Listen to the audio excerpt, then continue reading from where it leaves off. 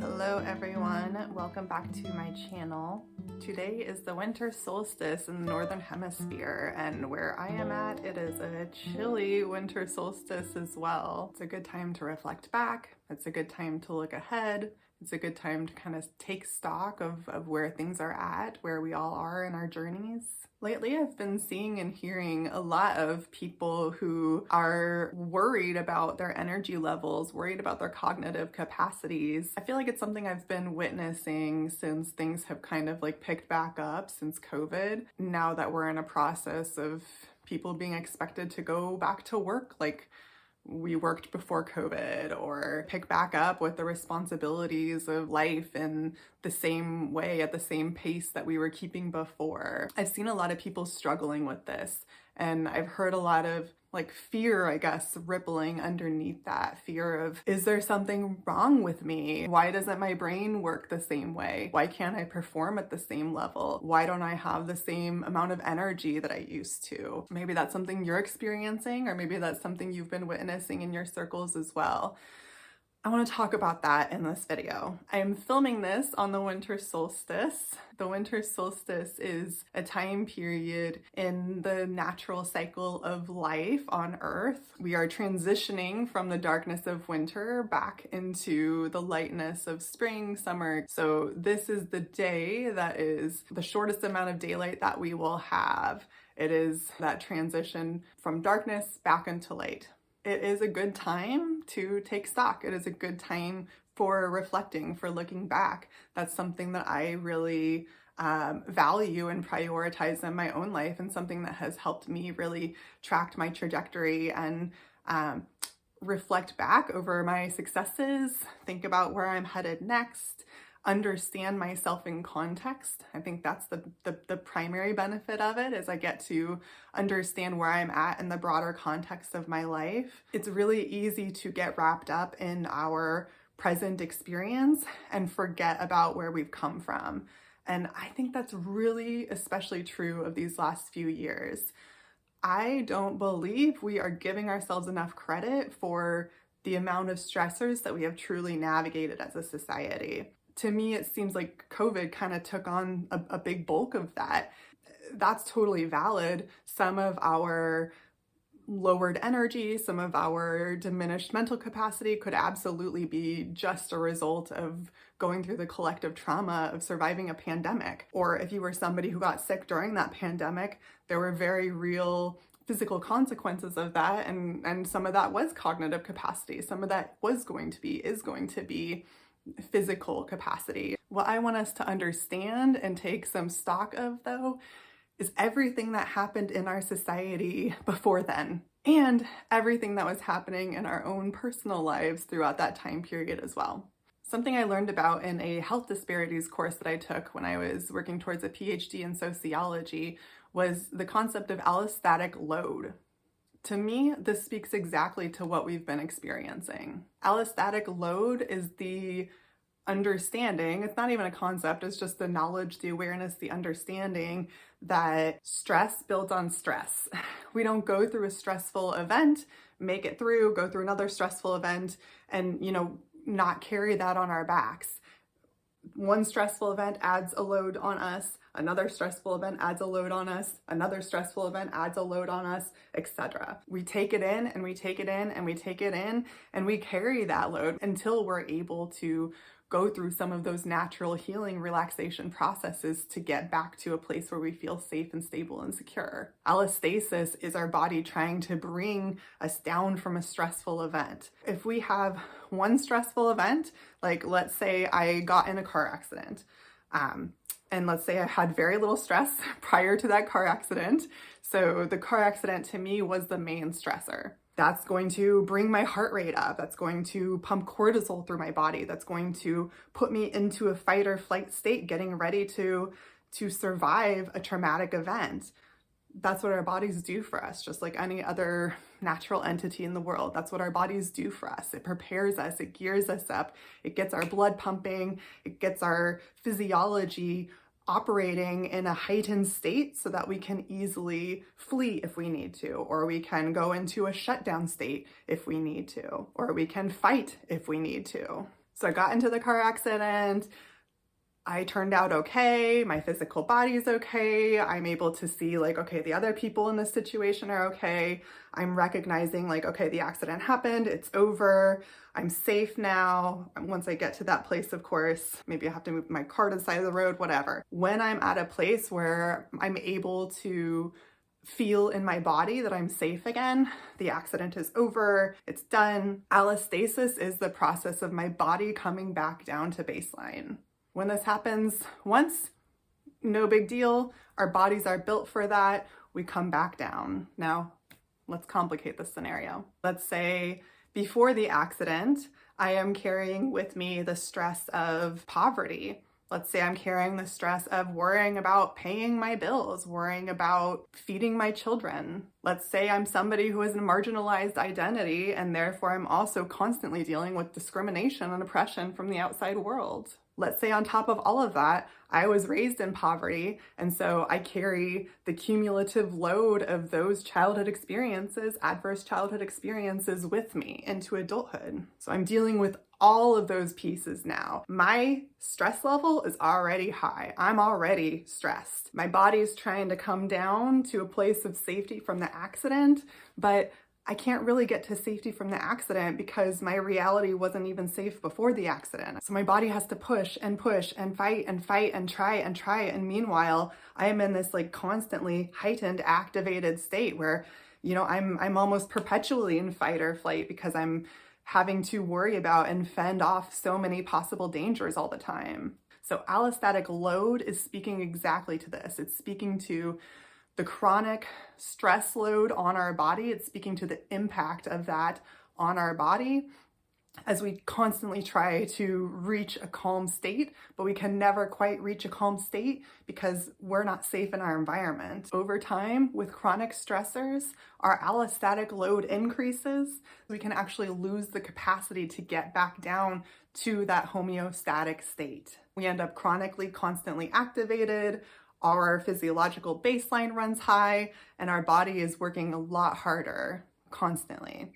This explains health conditions. This explains a lot of chronic illness. This explains health disparities between different populations. My PhD level class on this focused primarily on Black women and all of the chronic health conditions that are associated with being a Black woman as a result of a heightened allostatic load, as a result of navigating a society of constant and chronic discrimination and institutionalized oppression.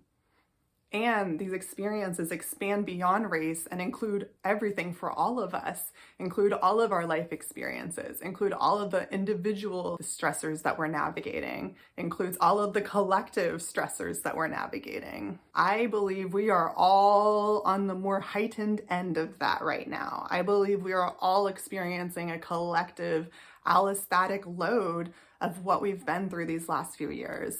I'm thinking about how this applies to myself. I'm thinking about how this applies to all of us. Something I want to do on this winter solstice day is do a little bit of that reflection. I have a big old stack of my journals, and I'm going to map out a little timeline for myself of major life events over these past several years. I want to think about how that's contributed to my own allostatic load. I'm definitely dealing with consequences of being in a chronically activated state. As I continue to navigate through that healing journey, I do want to stop and take stock of like validating everything I went through, because it was a fucking lot. I really feel like a lot of this kicked off in 2016, even before then. I started teaching right around that time period, and I was teaching policy classes, and so I was bringing a lot of this into the classroom, especially in terms of like the political stressors. Woof. Y'all remember 2016? Oh my gosh, stressful, terrifying. And I feel like we've kind of collectively forgot about that because we've had these more recent stressors, such as navigating a global pandemic. But I want to go back through for myself, and I want to go back through for all of us, and I want to take a look at some of the sociopolitical influences that have been happening throughout these past few years, in addition to my own personal individual life events that influenced my experience, that added to my allostatic load. So we're gonna just settle in with some warm tea on this chilly solstice day and flip through some journals and some old PowerPoints and reflect back on where we have been. Maybe you'll want to join me throughout this in some of your own reflection of thinking about your own personal life experiences, what you've gone through since 2016. So my hope is that this will offer some validation that if we are feeling like we're struggling, or if we know other people who are struggling, that's pretty damn justified. And actually knowing the science of this stuff, knowing the science of human physiology, we're all experiencing this, even if we're not cognitively or consciously aware of it. We have all been stressed by these events. We haven't had time to heal from them or move back down into a homeostatic baseline. We need time to recover from our traumatic events. We need space from the things that happened. If I am constantly in car accidents, I can't possibly heal. My nervous system or my fight-flight response can't possibly come down from the car accident because I'm just in car accidents constantly. The only way I can heal and come back down from that experience is by space, is by recognizing like, ooh, I'm safe now, taking a breath. We have not even had that opportunity because it's been one thing after the other. All right, but let's come back to that after we do some sitting reflection.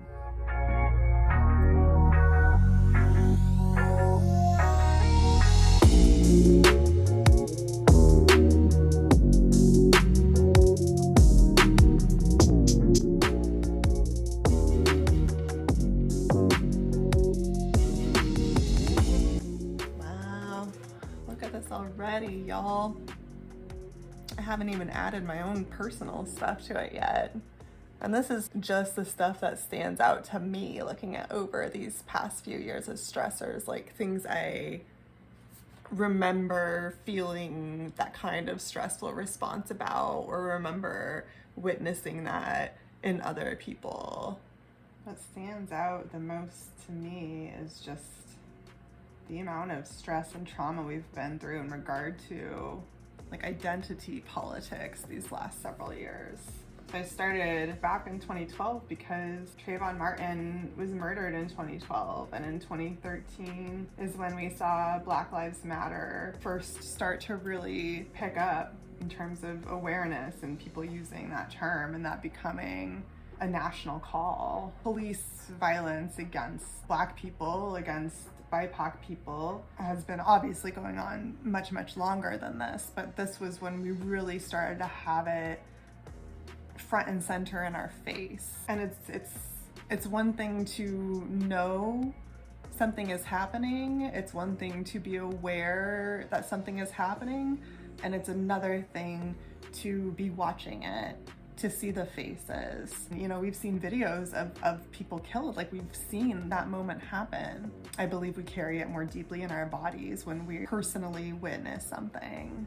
And there's been no space to heal from this, right? Because it's been an ongoing pattern since the dawn of this country, but only recently has it been something that's televised, something that's on social media, something that's a video that people can share and somebody across the country, somebody across the world can witness.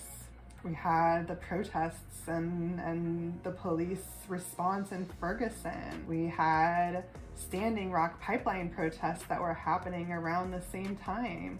We had protests from the election. Trump was elected in 2016 and we had the largest inauguration protest in history. We had Russian interference, the troll farm situation with our social media being inundated with fake news. We had so much. We had a huge increase in political polarity over that time period, and a lot of really negative, stress-inducing back and forth, us versus them rhetoric. And gosh, it just goes on and on. As Trump stepped into office, all of the different populations that suddenly were faced with a rollback of basic human rights. The Affordable Care Act was rolled back. Deportations were increased. The border wall, the travel ban, fears about rescinding DACA. There was a religious freedom executive order draft that was leaked that created a lot of fear of what we're now seeing about marriage equality being in jeopardy. We had federal level protections rescinded for transgender students, for transgender employees. We had the transgender military ban. We had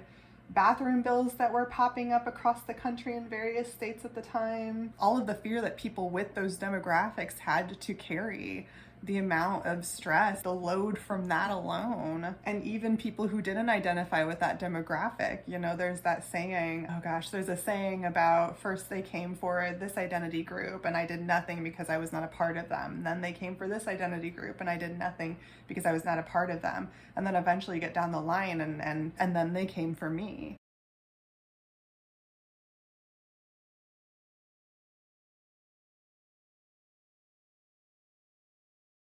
When we hear about other people's rights being taken away, if that was something that brought us fear and stress at the time, part of that is reflected in our own recognition that, you know, we're all in this together, and that rights being taken from one identity group, it's only by luck of who's in charge that that's not happening to us. And that's not a society any of us want to live in, where we have to fear losing our rights. Then the increase in mass shootings we've seen. We had the government shut down. We had the Me Too movement popping up. Like that's the same with the Black Lives Matter movement. It is so important that we have those kinds of movements, and they're traumatic. It's traumatic. It's traumatic to come to terms with the reality of the pervasiveness of unjustness around us. Whew, moving into 2020, and we know what happened in 2020, COVID. Do you remember we also had a stock market crash? We had murder hornets, we had West Coast fires, presidential debates were happening again, which honestly is stressful because of the amount of like political in-our-faceness that happens during that time period, all the commercials. There was a surge in protest. The National Guard was deployed. We had our federal government targeting citizens. Overall, as I think about this, we have just had like a massive increase in awareness continually pushed in our faces. The amount of injustice that there exists. It has just been like collective trauma after collective trauma with absolutely zero time to heal in between. And how do you heal when it's ongoing? All right, I'm gonna rope in some of my personal experiences and see how much more that adds to the complexity of this. Luckily, this is a practice that I employ every so often. So I have one that actually starts in 2013 for me and goes up to 2018. So I'm gonna think about 2019 and on for myself.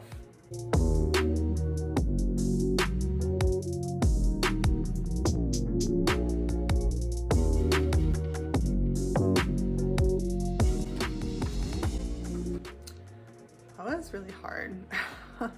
My life has been pretty intense, honestly, since that same like 2012, 2013 time period. It's been some major stuff. It has been some major stuff. And it was interesting in skimming through my writing, how often I was writing about, you know, everything I just said in the beginning of this video. I wanted to share a couple excerpts.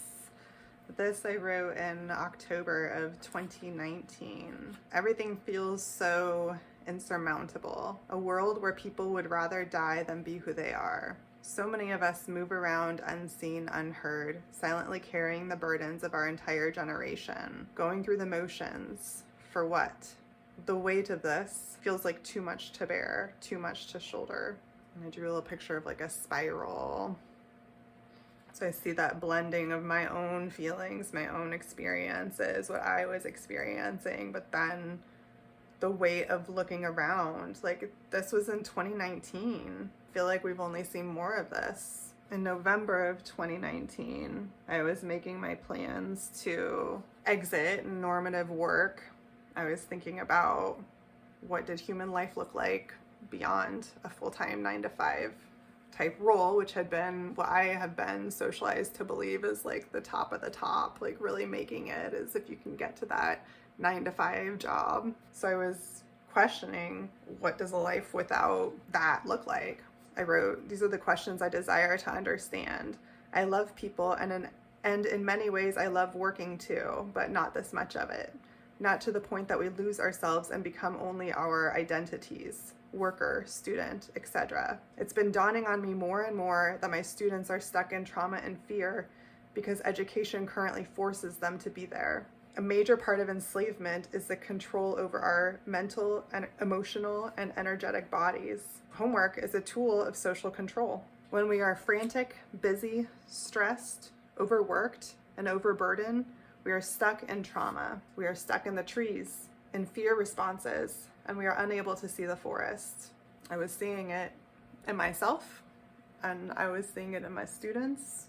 It is a total reprogramming, moving out of this trauma-based survival process, TV to numb and distract my brain, keeping myself busy and focused throughout the day for the same purpose, a life of distraction, and into a more human-based way of existing, present moment to present moment. Work might be a thing I do, but it's not who I am. It's not where the majority of my time and energy and attention go. I want to feel free. I want all of us to feel free. I also wrote here, this was back in January of 2019, falling behind, letting everyone down, being that person or that teacher who doesn't respond, not being perfect, not having my shit together, falling apart, ultimately how others will or might see me. All those ways that we place added stress and pressure upon ourselves just through the nature of existing in this society.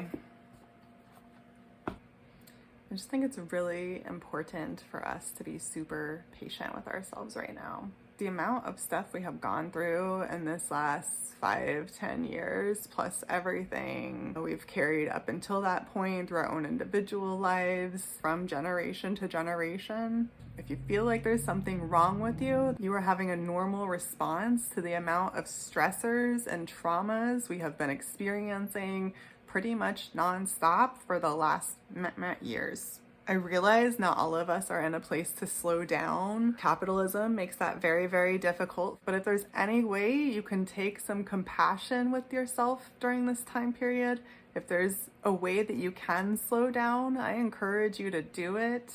If we keep going, if we keep pushing, if we keep trying to stay in that place of productivity, busy, right on to the next thing, numbing, distracting, it's not intentionally numbing and distracting, but staying chronically busy, that is the same end result. We don't have time to sit with our feelings. We don't have time to process our emotions. We don't have time to help our physiology feel safe again. This is part of the design of capitalism. This is part of the design of systems of oppression, is to prevent us the time that we need to heal, to be whole people. The systems, the institutions, the organizations, society, our culture is not going to give you permission to slow down.